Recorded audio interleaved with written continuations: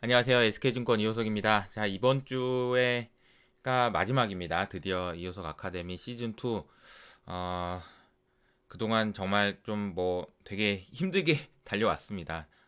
영상 촬영했던 거, 그리고 편집하고, 또 제가 추가로 설명하고, 노트 필기 해드리고, 이러면서 정말 중간중간에 되게 좀 힘들다 이런 생각도 많이 했거든요. 그런데 이제 매주 두 개씩 영상을 올린다는 게 이게 쉬운 일이 아니더라고요. 그래서 어, 숨가쁘게 달려왔고요. 지금 이제 마지막 시간입니다. 드디어 이제 마지막 시간이고요. 오늘 마지막 시간은 사실 이제 김탁 이사님과 함께 하게 됐습니다. 그래서 김탁 이사님과 어제 그러니까 광복절날 김탁 이사님과 함께 영상을 촬영했고요. 주식 투자, 주식으로의 초대 이런 제목으로 하겠다 이렇게 말씀하셔서 5가지 조언을 얘기해 주셨는데 생각보다 간단해요. 좋은 주식을 고르는 방법, 그 다음에 좋은 가격에 사는 방법, 그리고 좋은 가격에 파는 방법, 그리고 어려움이 있잖아요. 우리가 이제 모든 사람들이 투자를 하다 보면은 굉장히 어려움을 많이 겪게 되는데 그 어려움을 극복하는 방법 등등 이렇게 5가지의 주제를 가지고 설명을 해주셨습니다. 첫 번째 좋은 주식을 고르는 방법은 제가 이제 책을 찾아봤어요. 이게 좋은 최고의 주식 최적의 타이밍이라는 책이고요. 윌리엄 오닐의 실전 투자 기법을 이렇게 설명을 해놨습니다. 와, 이거 많죠, 그죠? 이 책이고요. 저도 이제 이 책을 김탁 이사님이 선물해 주셨고, 그리고 이제 이 보시면 제가 찾아보다 보니까 이런 게 있더라고요. 이 책입니다, 이 책. 윌리엄 오닐이 기술적 분석을 하시는 분은 아닌데 이분이 얘기하는 공매도 투자 기법이라는 책이 있어요. 그래서 How to make money selling stock, 숏 해서 숏을 하면서 어떻게 돈을 버냐라는 질문. 근데 이제 저는 이게 굉장히 중요한 게 주식을 언제 팔아야 되는지 파는 시점에 대한 고민을 해준 거라서 기술적 분석에 대한 책이라서 좀 그럴 수 있지만 굉장히 좋은 책이었던 것 같습니다. 그리고 이제 또 하나 말씀드리면 이 책은 이제 제가 이 버전으로 봤고요. 제가 이제 어떻게 하다 보니까 선물을 받아서 요 새 책이 있거든요. 근데 이거는 제가 이제 선물 받았는데 이 책의 내용하고 거의 비슷하고 그래서 많이는 안 봤어요. 그래서 기술적 분석이기 때문에 이런 그림들도 굉장히 많이 나와 있고 여러 가지 좋은 내용들이 담겨져 있는데 영상을 보신 분들 중에서 그 여의도에 계신 분 중에 댓글 달아주세요. 그러면 이 책은 제가 만나서 직접 한 권 드리도록 하겠습니다. 그리고 댓글 달아주신 분들한테 중에서 한 분 드리는 걸로 하고요. 그 다음에 이제 좋은 가격에 사는 방법은 이 책입니다. 이 책. 제시 리버모가 얘기하는 주식 매매하는 법이에요. 이 주식 매매하는 법에 대한 얘기도 사실 제시 리버모는 굉장히 할 얘기가 많잖아요. 이분 인생 자체가 좀 우여곡절이 있고 그래서 근데 좋은 가격에 사는 방법이 사실은 주식 매매하는 방법에서 이제 이분이 얘기하신 거는 트레이딩 피라미드 기법인데 이 내용을 이제 좀 설명을 해주셨습니다. 자, 그리고 가치주 락바텀 계산은 이 책이죠. 현명한 투자자. 네. 그렇습니다. 그리고 이제 마지막으로 어려움을 극복하는 법은 이 책입니다. 앤서니 볼튼. 그래서 이제 김탁 기사님이 마지막 강의를 해주신다고 해가지고 약간은 좀 부담도 가지시고 되게 준비를 많이 해오신 것 같아요. 그래서 이 내용들을 쭉 보시면서 이 책을 기반으로 해서 주식에 대해서 5가지 조언을 해주셨습니다. 그래서 한번 같이 들어봐 주시면 좋을 것 같네요. 안녕하세요. 네, 김탁입니다. 만나뵙게 돼서 반갑습니다. 네, 안녕하세요. 저희 이호석 아카데미 시즌2 마지막 강사님으로 김탁 이사님을 모셨고요.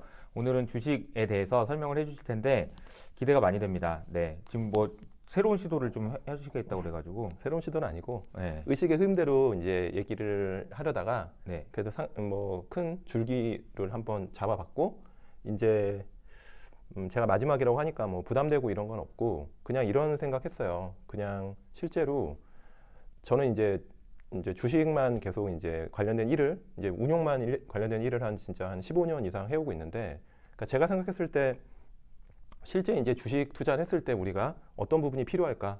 어떤 부분을 좀 더 알면 좋을까? 그러면서 이제 그냥 막 제 얘기를 막 이렇게 하는 것보다는 좀 제가 읽었던 어떤 책들, 소위 말하는 월가의 유명한 어떤 유명한 어떤 매니저들의 어떤 그 얘기들을 같이 제가 네. 접목해서 제가 생각했던 어떤 이런 포인트들을 좀 중심으로 좀 얘기를 하면 실제로 제가 이런 방식으로 운영을 하고 있고 여러분들께서 이제 각자의 투자 기준은 있어야 되는데 그래도 좀 도움이 될 수 있는 그런 부분들을 위주로 좀 짧은 시간 안에 좀 쉽고 나름 이제 재밌게 좀 말씀을 좀 드리고 싶어요. 자, 그러면 이제 이렇게 5가지가 있는데 잘 안 보일 수 있지만 제가 설명을 해드릴게요. 네. 첫 번째가 이제 캔슬림인데 요거는 아시는 분은 아실 거예요. 윌리엄 오닐이라는 엄청나게 유명한 이제 월가 이제 펀드 매니저인데 네. 이분이 만든 겁니다. 이 캔슬림은 저는 이거를 캔슬림을 처음 읽고서 제가 이제 그때 20대 후반이었던 것 같아요. 정말 엄청나게 감명을 많이 받았어요. 20대 후반이면 지금 몇 년 전인가요? 지금 얘기해야 되나요? 아니요.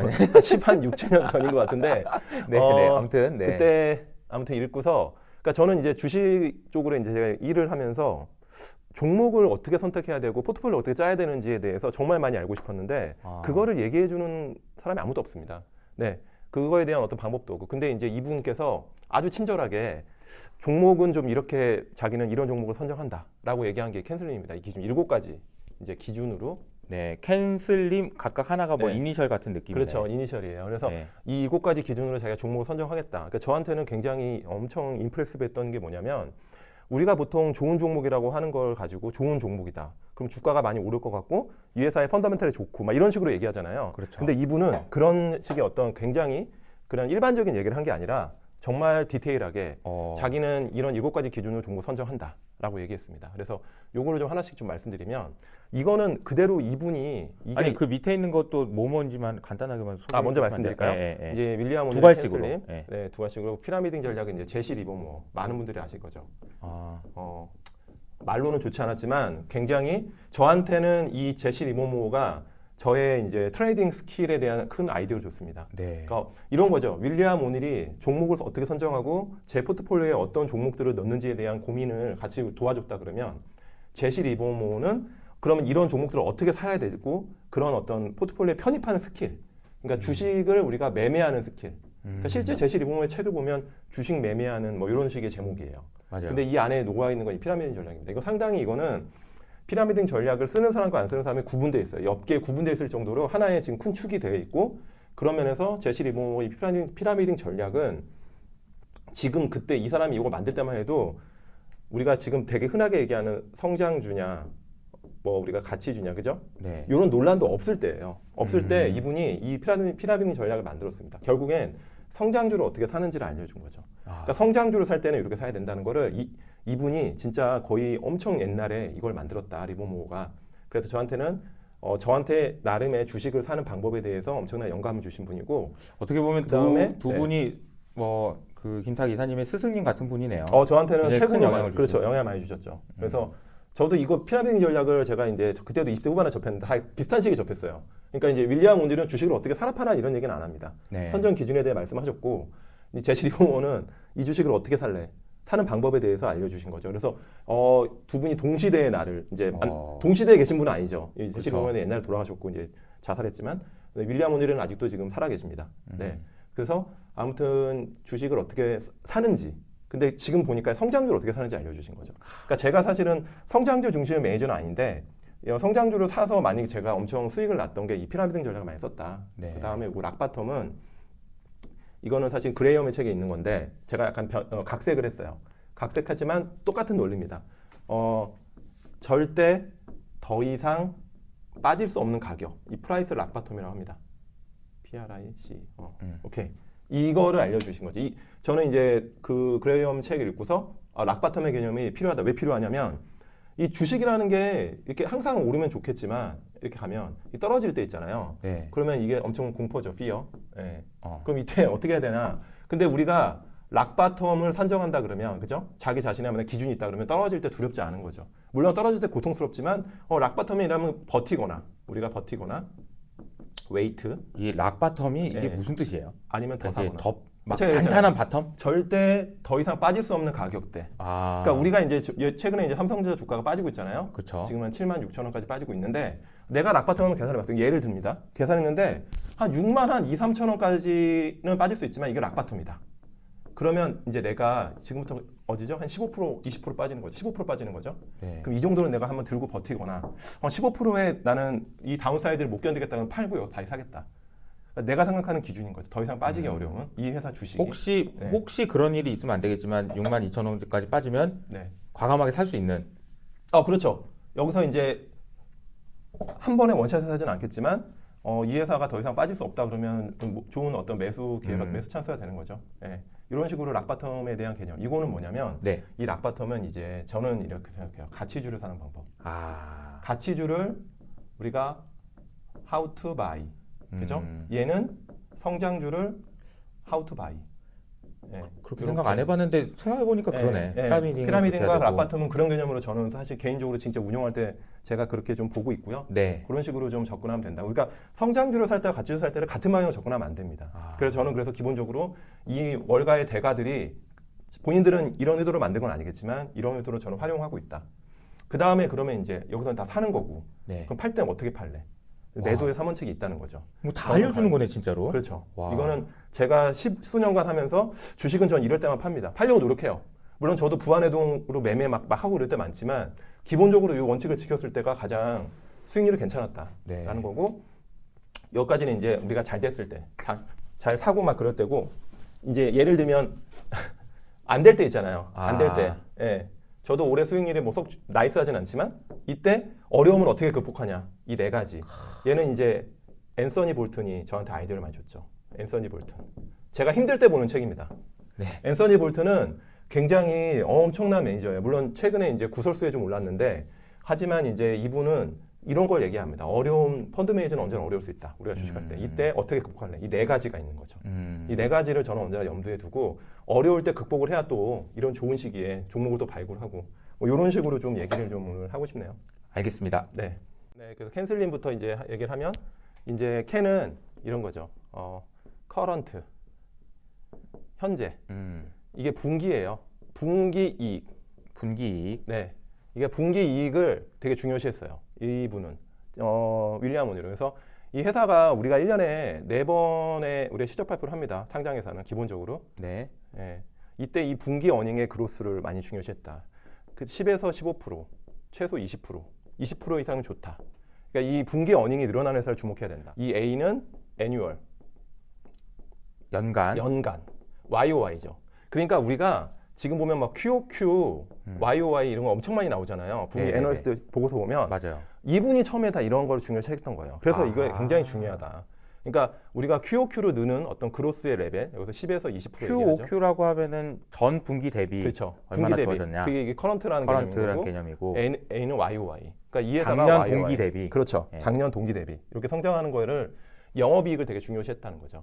예. 그러니까 실제 보면 요즘에 이제 주가가 이제 좋은 회사들 보면은 이제 예를 들면 이제 우리가 이제 아프리카 TV 보면은 이 회사 보면 네네. YOY로 이익이 40%씩 느는 거죠. QOQ로도 뭐 10%, 15%, 20%씩 느는 거죠. 와. 여기 두 가지 다 포함되는 거죠. 네. 그러니까 윌리엄 오닐이 보면 이 회사 주식은 사야 된다. 이 두 가지만 보면. 네. 네. 이런 거고 이제 이런 분기나 연간 이익을 중요시했고 이 N은 중요한 건 new. 여기서 얘기하는 거. 이 회사가 새로운 게 있냐? 새롭게 뭘 장착하는 게 있냐? 그러니까 우리가 아까 얘기했지만 우리가 성장주라는 거는 이게 어닝이 그로스도 좋아야 되지만 뭔가 계속 새로운 게 있어야 되는 거죠. 계속 새롭게 뭔가 플랫폼을 개발하거나 뭔가 아이템이 있거나 그런 것들 어떤 뭐 새로운 어떤 기술을 개발하거나 이런 개념을 접근했고 여기서 S는 서플라이. 네, 서플라이 이거죠. 수급적인 부분인 거예요. 수급. 이게 왜냐하면 너무 유통 물량이 많거나 지나치게 이 회사의 주식에 대해서 그냥 시장에 풀려 있는 게 많다. 이거 안 좋게 본 거예요. 그러니까 윌리엄 오는 그 당시부터 이 수급을 중요시했던 거예요. 예, 과연 그래서 지금 보면은 최근에 IPO 종목들 보면 있잖아요. 네, 되게 네. 특징이 이제 이거 IPO로 두면 최근에 이제 좋았던 애들, 뭐 카카오뱅크랑 그 다음에 SK 바이오사이언스는 유통 물량이 그렇게 적었어요. 근데 이제 크래프톤은 최근에 주가 별로 안 좋았죠. 이건 40%가 유통 물량. 그러니까 이런 거를 되게 중요시했다. 예를 들면 IPO를 보면 그러니까 IPO가 명백하고 사실 그거 아니더라도 중요하다는 거예요. 그럼요. 예, 실제로 너무 지나치게 제가 이제 실제 운용을 해보면 유통 물량 주식이 너무 많고 그다음에 주주의 구성이 너무 자주 바뀌는 소위 말하는 이런 회사는 좀 제가 볼 때는 주가가 지속적으로 가기는 어렵다. 그다음에 L은 이게 뭐냐면 리더, 리더냐 레거냐, 아하. 주도주냐 아니냐. 그러니까 우리가 어떤 회사 종목을 살 때 주도주를 사라는 거야. 그냥 레거든 사지 말라는 거예요. 이분은 딱 이런 조건이.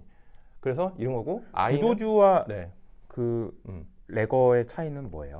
주도주냐 아니냐는 주도주냐 아니냐는 간단합니다. 주도주는 한 분기 기준으로 제 개인적인 기준으로 주가의 상승률 상위 10에서 20% 안에 있는 애들이 주도주예요.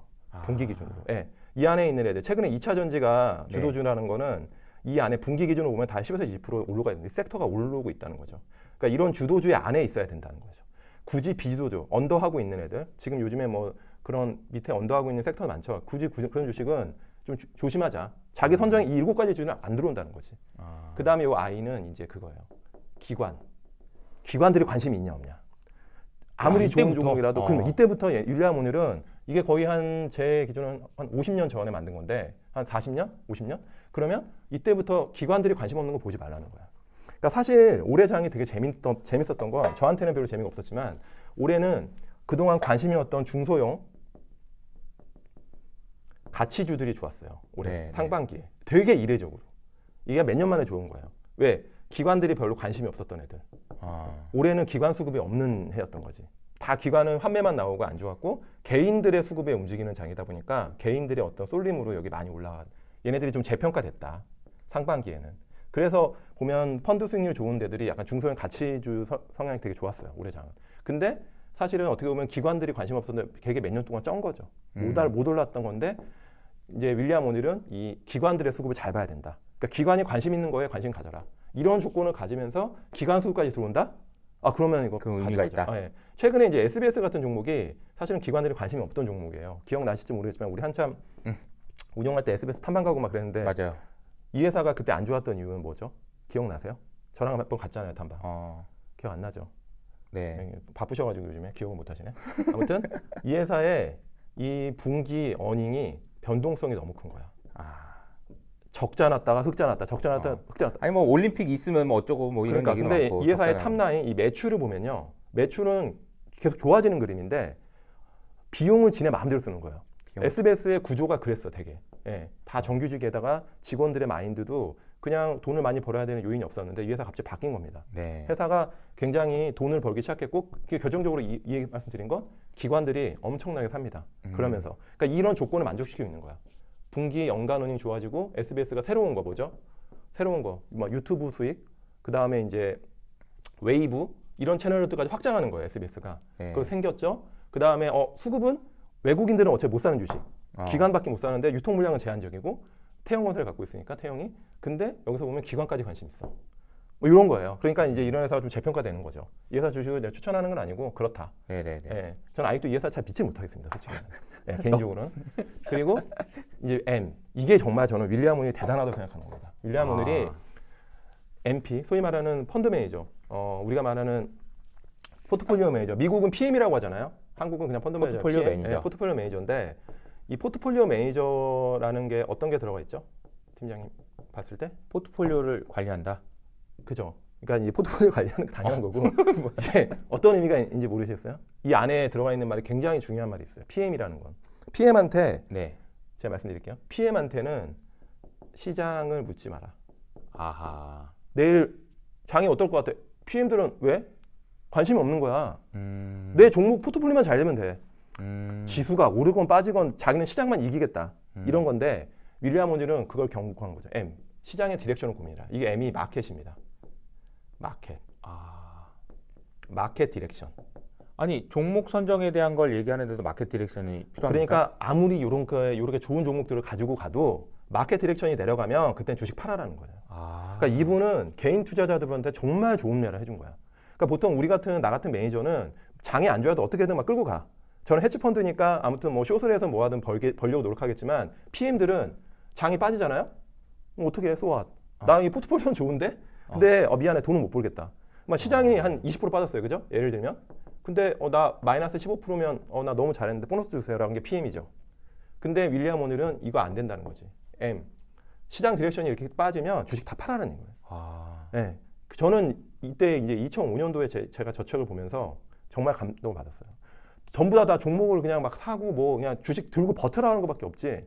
이분은 정확하게 얘기합니다. 디렉션이 안 좋으면 네가 판단했을 때 주식 다 팔아. 올캐시로 만들어. 아 혹시 그러면 네. 주식이 그 디렉션이 빠지는 건지 아닌지를 판단할 수 있는 기준도 기준이요? 네. 그거는 뭐 저기 말씀 책에 그 나왔나? 매크로 애널리스트가 해줘야 되는 거 아니에요? 난 모르겠는데. 알겠습니다. 그거는 책에는 그런 내용 없어요. 책에는 그런 내용 네, 없고. 책에는 그런 근데 내용 어쨌든 없고. 그거는 네. 그런 판단이 들면 그럼요. 아니 돈 못 벌 것 같은 장이면 그냥 나가라. 그렇죠. 뭐 이런 거죠. 그러니까 우리가 주식이 안 되면 쉬라고 얘기하는 게 쉬라는 캐시를 거죠. 만들어야 된다. 그러니까 사실은 이게 야, 시장이 좋은지 안 좋은지 어떻게 알아? 사실은 알 수 있는 방법이 되게 많아요. 맞아. 네, 우리가 지수가 한 고점에서 한 7% 이상 급락하잖아요. 7에서 한 10%? 아 그러면 경계해야 되는 거죠. 지금 우리가 3,300 갔다가 만약에 여기서 3,000 깨진다. 그러면 좀 바뀐 거예요, 컬러가. 아무튼 그런 이유가 부분들. 있겠죠. 네, 이유가 있는 거예요. 근데 뭐 시장의 하락장은 어떻고 뭐 강세장은 어떻고 뭐 보라보라보라 하지만 다 결과 놓고 얘기하는 거고요. 네, 그런 사람들 말 믿지 말고 이거는 본인 스스로가 고민해야 되는 거죠. 이 장이 지금 어떻다. 근데 제가 말씀드리지만 지수에 대한 판단은 굉장히 어려워요. 어렵다. 그러니까 내일 빠지고 오르고를 고민하지 말라는 얘기고 윌리엄 오닐이 말씀하신 거는 시장의 디렉션이라는 게 우리가 보면 2008년도 같은 경우 있잖아요. 네. 50% 빠졌잖아요, 거의. 네. 이런 장에 종목으로 싸우려고 하지 마라. 그러니까 시장과 싸우지 말라는 거야. 파이팅하지 마라. 지수가 장 안 됐든 그냥 쉬어라. 이런 얘기를 했다. 네가 뭘 해도 안 된다. 어차피. 네, 그렇죠. 그러니까 지금은 그런 장은 일단 저는 아니라고 보니까 네. 일단 근데 그건 뭐 결과적으로는 어떻게 될지 모르지만 자, 그렇다라는 거죠. 첫 번째 주제는 캔슬림. 그러니까 네. 종목을 어떻게 선정할 거냐에 굉장히 대한 이야기였고. 네, 제일 중요한 얘기입니다. 그래서 네. 이제 두 번째로 들어가면 이제 두 번째는 피라미딩 전략인데 이제 피라미딩은 이게 간단히 말씀드릴게요. 이건 전 책을 읽으면 나오지만 이 피라미드 전략 읽으면 피라미딩이 우리에게 생겼죠. 그죠? 이렇게. 피라미드. 네, 피라미드 그죠? 이거를 주식을 매매하는 거를 만든 거예요, 이분이. 어떻게 그러니까 만들지? A라는 종목이 있어요. 네, 이 회사 가치가 지금 여기 있는데 여기서 저만의 방식으로 보면 여기서 만약에 너무 좋아 보여. 캔슬림으로 도입했더니 좋아 보여. 30% 정도 삽니다. 그죠? 바이. 30%라는 건 뭐의 30%? 30%예요? 내가 사고 싶은 종목. 내가 사고 싶은 목표. 내가 만약에 100만 원이면 30만 원 정도 산다는 거죠. 100만 원어치 사고 싶었는데 30만 원 먼저 이렇게 30% 사요. 보초배요. 이거는 내가 그냥 만든 거예요. 윌리엄 오늘 얘기해 줍니다. 몇 프로라고 본인의 네. 스타일. 근데 자기 방식으로 하는 거예요.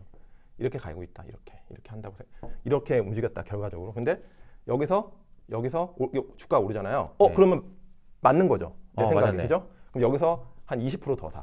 네. 어. 더 사요. 더 사고 불타기? 예. 물타기가 아니죠. 이거 올라가고 불타기. 불타기. 오케이. 오케이. 더 사. 그 여기까지 가. 근데 여기선 참아. 윌리엄 오닐이 이거는 제시 리버머 얘기하는 거야. 한 번은 참자. 왜?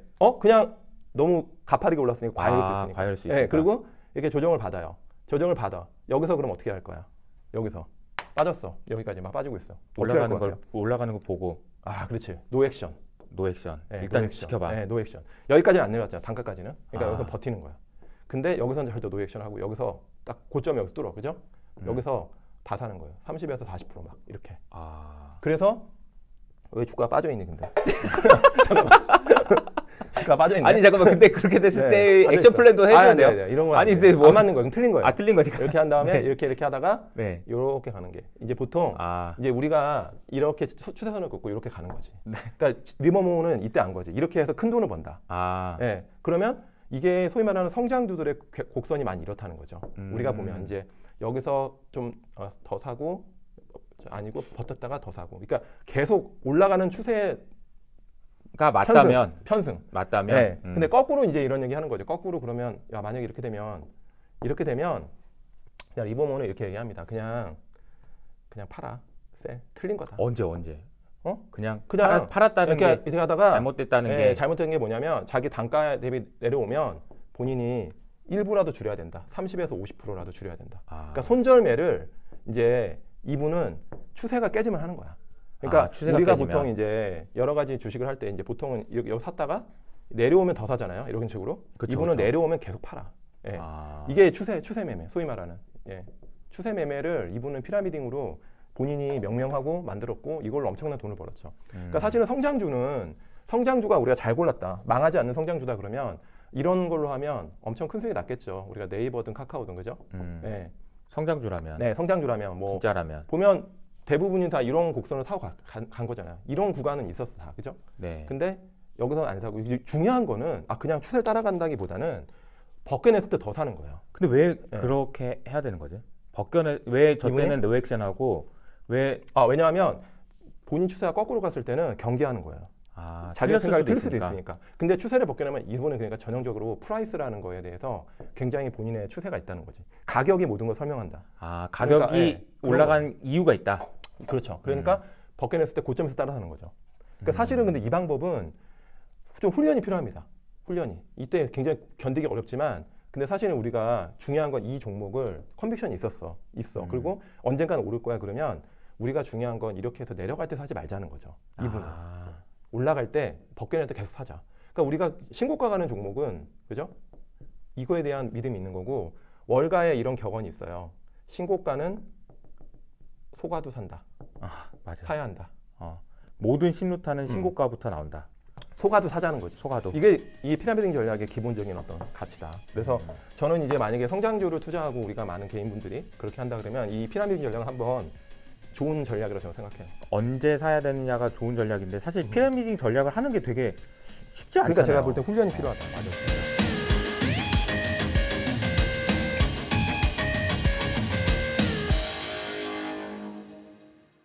자, 어떻게 이제 강의 좀 잘 들으셨나요? 네. 첫 번째 강의는 캔슬림 그리고 제시 리버모어의 피라미딩 기법에 대해서 제가 조금만 더 설명을 좀 드려보도록 할게요. 락바툼까지. 자, 그러면 이제 그 캔슬림은 이 책이에요. 제가 이제 요 보여드리는 요 책이요. 어딨어? 예, 이거는 이 댓글 달아주신 분 중에서 제가 그냥 임의로 골라서 이제 연락드릴게요. 최고의 주식, 최적의 타이밍. 네. 이 책에서 나왔던 내용이 이제 크게 7가지가 있고요. 캔슬림 해서 현재 주당 분기 순이익 그리고 연간 순이익 그리고 이 회사가 새로운 변화가 있느냐, 신제품이 있냐, 경영진이 바뀌었냐, 아니면 신고가 주가가 바뀌냐, 뭐 이런 새로운 것들이 있는지를 되게 중요하게 생각하신 것 같아요. 그러니까 주가가 오르기 위해서는 뭔가 그러니까 결국 그런 거죠. 주가가 오른다라는 거는 누군가의 관심을 받는다는 얘기고 이전에 관심이 없던 게 관심이 생기려면 뭔가 새로운 게 필요하다는 얘기죠. 그죠? 이익의 증가 뭐 이런 부분은 굉장히 당연한 거지만 어떻게 보면 YOY 뭐 QOQ 이런 걸 왜 봐야 되는지에 대한 개념조차 없을 때 이 윌리엄 오닐이 이런 얘기를 해주셨다 이런 얘기를 좀 해주셨고요. 그리고 이제 수급과 관련된 것도 사실은 어떻게 보면은 너무 당연한 우리가 지금 보기에는 너무 당연한 거지만 너무 당연한 거라서 좀 소홀하게 할 수도 있는 그런 부분이기도 하죠. 수급에 관련된 기간 뭐 주식의 수급에 관련된 팔 사람들이 많은지 적은지 이런 거는 사실은 주식을 분석할 때 있어서 가장 중요한 것 중에 하나라고 볼 수 있습니다. 그 다음에 이제 뭐냐면은 리더와 레거 그러니까 이것도 굉장히 중요해요. 이게 투자를 하시는 분들에 따라서는 레거 그러니까 소외주들을 중심으로 찾아서 투자를 하시는 분들도 있고 주도주를 중심으로 투자하시는 분들도 있어요. 뭐가 맞다라고 말씀드릴 수는 없습니다. 왜냐하면은 주도주를 투자할 때는 경계해야 되는 거는 우르르 따라다니는 거 경계해야 되는 거고 레거 투자하실 때 경계하셔야 되는 거는 그냥 끝까지 소외되는 가능성에 대해서도 경계하셔야 되는 거거든요. 근데 이제 다만 충분히 성장하는 기업이고 좋은 회사임에도 불구하고 그냥 괜히 이유 없이 주가가 빠져 있는 경우 이럴 때 너무 관심이 많아서 우와 하고 모든 인터넷 유튜브에서 막 전부 아니면 뭐 보고서에서 아니면 기사에서 뉴스에서 이런 게 전부 막 좋다라고 얘기할 때 따라가는 것이 아니고 주도주 중에서 이제 투자를 하는 것이 좋겠다 라는 얘기를 해주신 거라고 보면 되고요. 그리고 이제 기관 투자자의 뒷받침 그리고 이제 마켓에 대한 얘기 그러니까 시장의 방향성에 대한 고민도 해야 된다. 결국 우리가 돈을 벌기 위한 것이 목적이면 그냥 막 무리해서 지금 어떻게 해서든 투자를 해가지고 뭔가 투자 아이디어를 얻어가지고 벌어야 돼 이럴 타이밍이 있는가 하면 그냥 좀 쉬어도 되는 타이밍이 있는 거예요. 제가 뭐 사실 이제 전체적으로 시장에 대한 톤을 조금 낮춘 지가 벌써 이제 한 3개월 정도 된 것 같은데 여름에는 좀 쉬자라고 계속 말씀드리고 있잖아요. 그냥 뭐 굳이 뭐 이렇게 무리하지 말자 뭐 이런 생각 그런 생각을 하고 있고 지금도 뭐 비슷합니다. 근데 주가는 끝나지 않았으니까 떠나지 말고 그냥 좀 쉬자. 좀 쉬면서 공부하자 이런 얘기를 드렸었는데 지금부터는 이제 또 다시 주식 투자 또 하셔도 되지 않을까. 그래서 이번 주에 이호석 아카데미가 끝나면 저도 이제 본격적으로 시장에 대한 코멘트들도 좀 더 많이 드리려고 계획을 하고 있습니다. 자, 그리고 이제 그 다음이 이제 이분 제시 리버모어의 피라미딩 전략입니다. 이 피라미딩 전략에 대한 설명을 하기에 앞서서 제가 이제 질문 하나 드려볼게요. 이런 질문은 어때요? 그 펀드 매니저 그리고 애널리스트, 딜러, 트레이더 이런 사람들의 전문성을 여러분들은 인정하시나요? 어, 어떤 분들은 이제 뭐 애널리스트 뭐 에이 그 뭐 애널리스트 뭘 알아 뭐 이렇게 생각하시는 분도 있고 그래요.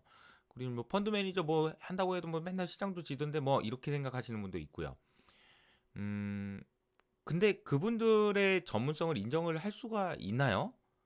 그러니까 마치 예를 들어서 이번에 이제 올림픽도 했는데 김연경 선수가 배구 잘하는 거에 대해서는 인정하잖아요. 누구도 인정하잖아요. 배구만큼은 누가 뭐 웬만한 사람들을 이길 수 없다. 이거 다 인정하잖아요. 근데 주식은 투자는 인정하나요? 이 부분이 사실 좀 그리고 훈련 받는다고 좋아질 수 있는 건가? 이런 생각. 이게 이제 그 질문인데 이 질문을 하는 이유가 있습니다. 이게 뭐냐면은 이게 원숭이보다 못한 펀드 매니저다. 그래서 과거에 이제 옛날에 해봤더니 원숭이가 더 잘했다. 이런 얘기 되게 많이 하잖아요. 그죠? 원숭이가 그냥 원숭이 그냥 한 게 근데 이 결과만 가지고 펀드 매니저 모든 걸 판단할 수는 없다라고 저는 생각합니다. 이유가 뭐냐면 제가 이제 설명드리고 싶은 것은 이 펀드 매니저, 애널리스트 그리고 저도 이제 헤지 펀드 매니저를 하면서 했던 그런 굉장히 많은 경험들이 저는 이게 훈련이라고 생각하거든요.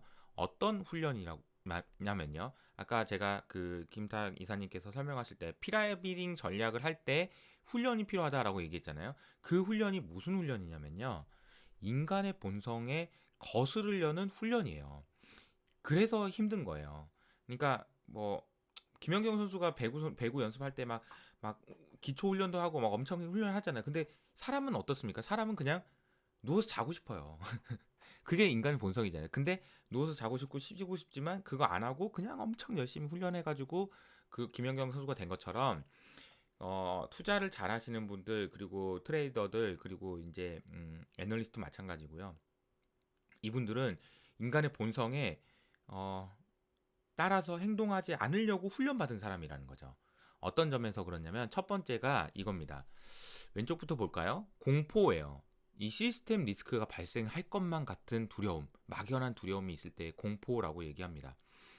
그러니까 주가가 추가 상승할 수도 있지만 수익률은 안 좋아져서 이 시스템 리스크가 발생할 것 같다. 이런 공포. 그리고 두려움은 이때는 어떤 일이 생기냐면 패닉 셀링이 나옵니다. 저는 이 패닉 셀링이라는 단어를 되게 중요하게 생각하는데 가격에 상관없이 그냥 막 팔아버리는 거야. 이게 이제 패닉 셀링이라고 보시면 될 것 같고요. 이 두려움은요.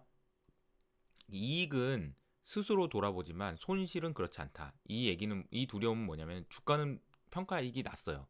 이익이 났는데 내가 번 돈 잃어버리면 어떡하지? 라는 생각을 하게 만드는 그 두려움이에요. 주가가 뭐 수익률도 좋은데도 그냥 안 불안불안한 거죠. 불안불안. 그리고 이제 세 번째는 이 희망인데요. 희망. 어, 그냥 수익률 안 좋아요. 이미 주가 깨졌어. 근데 추가로 상승할 가능성이 별로 없어. 근데도 그냥 막연하게 아니야 결국 좋아질 거야. 에이 좋아지겠지 뭐 이러다가 그러면서 이제 어떤 식으로 나타나냐면 손실을 회피합니다. 아니야 현실 부정인 거죠. 그리고 이제 무지와 동반하면서 이게 굉장히 그냥 안 좋은 상황으로 가는 게 사실 희망이에요. 그래서 이제 제시 리버모가 이 책에서 이제 얘기한 거는 뭐냐면 매매 사전에서 희망이라는 단어를 아예 제거해 버려라. 이게 굉장히 중요한 말이거든요. 제가 늘 말씀드린 것처럼 그 비관적으로 볼 필요는 없어요. 낙관적으로 보고 시장이 좋아지고 세상은 점점 발전한다라는 생각을 가지시는 게 주식 투자에서 성공할 수 있는 가장 중요한 거지만 비판적으로 봐야 된다라는 얘기가 여기 있습니다. 그냥 막연한 희망으로 막연한 낙관주의 이건 안 된다는 거예요. 막연하게 잘 되겠지 뭐 이러다가 뭐 결국은 뭐 좋아지지 않겠어? 요런 생각 안 좋다는 거죠. 네, 그래서 이제 희망이 굉장히 좀 안 좋은 거다. 이거는 매매 사전에서 희망은 아예 버려라 이런 얘기고요. 탐욕은 노력 없이 산 주식의 가격이 올랐을 때 더 탐욕스러워진다. 이 탐욕은 수익률이 좋은데 추가 상승 가능성이 낮은 경우에 이제 탐욕이 이제 문제가 되는 거죠. 과도한 기대. 이런 거는 좀 경계를 해야 된다는 겁니다. 근데 사실 이 두려움과 공포, 탐욕과 희망 이런 내용들은 사실 인간이 가지고 있는 본성입니다. 그래서 이걸 극복하기가 굉장히 어려워요. 근데 이걸 극복하기 위한 방법이나 자기만의 본인만의 방법, 본인만의 원칙, 본인만의 그런 기준 이런 것들을 세워 나가고 노력하는 사람들이 어 그냥 직업으로서 하는 그런 투자자들이다라고 얘기할 수 있다는 거죠. 물론 그걸 못 하시는 분도 있고 뭐 저도 아직도 못 하고 뭐 그런 부분이 있지만 그러니까 여러분들도 투자를 하시려면은 이런 인간의 본성에 거스르기 위한 노력을 하실 필요가 있다라는 겁니다. 자, 그럼 다음 시간에는 이제 락바툼에 대한 이야기입니다.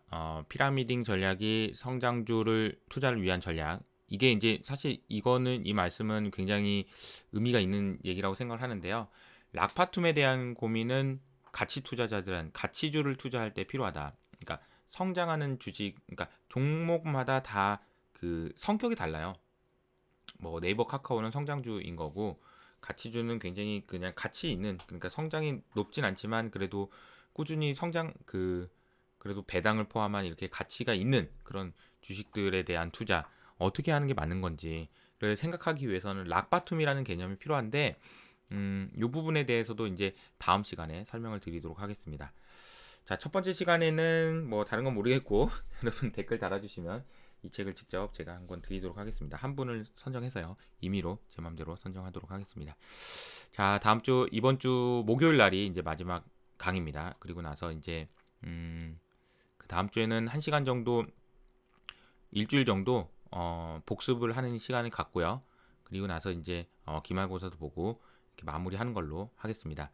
기말고사는 상품은 뭘로 할까 고민을 하다가 제가 이제 지금 계획은요. 그 투자자분들이 제 채널을 보시는 분들이 투자자분들이 굉장히 많아요. 근데 이제 그룹들이 좀 있는 것 같아요. 뭐 비전문가 분들이 있고 전문가 분들도 있고 그리고 이제 완전 그 대학생들 도 되게 많은 것 같습니다. 그래서 이 세 그룹을 나눠서 제가 줌 미팅을 통해서 한 뭐 3번 정도 질문을 받을 수 있는 근데 많이 하지 않고 5명, 4명에서 5명 정도만 뽑아서 만점을 받으신 분 중에서 라는 가정이 있겠지만 네, 그렇게 선물을 드릴까 생각 중입니다.